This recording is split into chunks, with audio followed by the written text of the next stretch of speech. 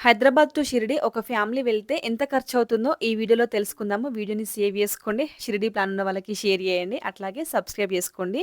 హైదరాబాద్ నుండి 4 పీఎంకి ట్రైన్ ఉంటదండి. 425 cost sleeper.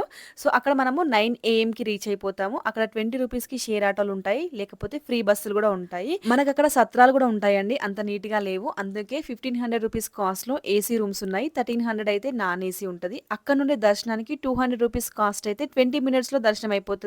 Free దర్శనం కావాలంటే 2 అవర్స్ టైం పట్టుద్దండి.